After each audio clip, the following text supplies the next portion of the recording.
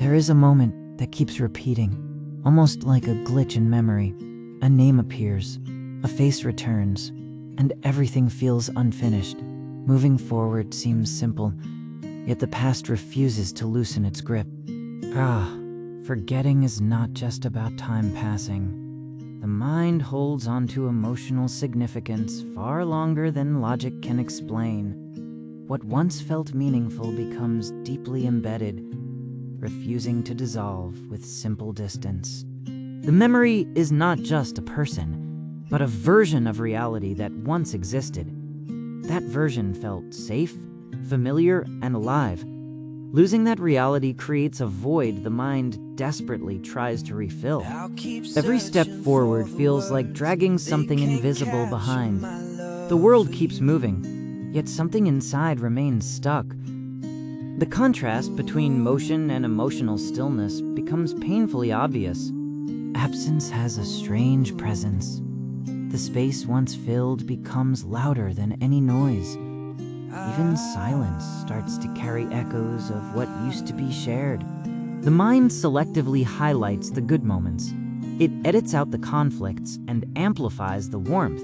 This distorted replay makes the past feel better than it truly was.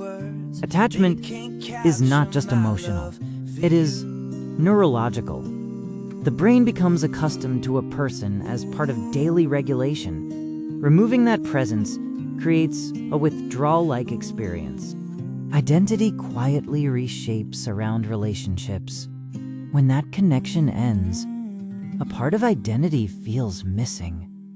The confusion is not just about loss, but about rediscovering self-definition. Loneliness after a breakup is not always about being alone. It is about losing a specific connection that once made everything feel understood.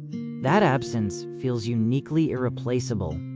The mind tries to hold on, believing that letting go means losing something valuable forever.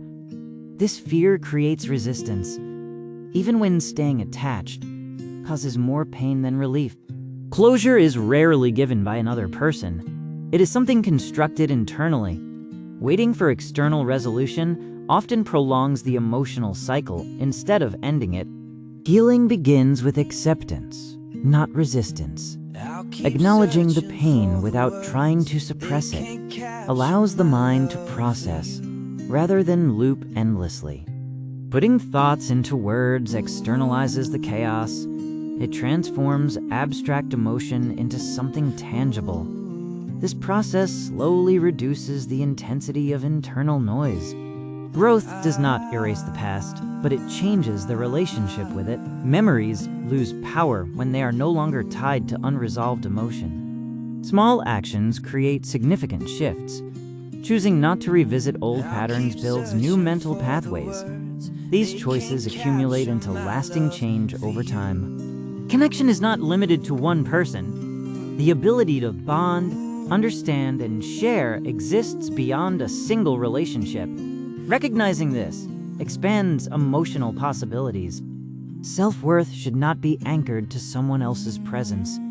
Rebuilding that foundation internally creates stability that no external loss can fully disrupt. There comes a moment when the memory no longer hurts the same way. It becomes a chapter, not a wound. That shift marks real emotional progress. Letting go is not forgetting, but releasing control.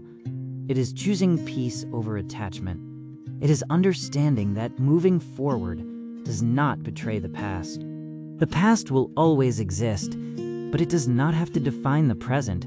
The ability to move forward is not about losing memories, but about reclaiming direction.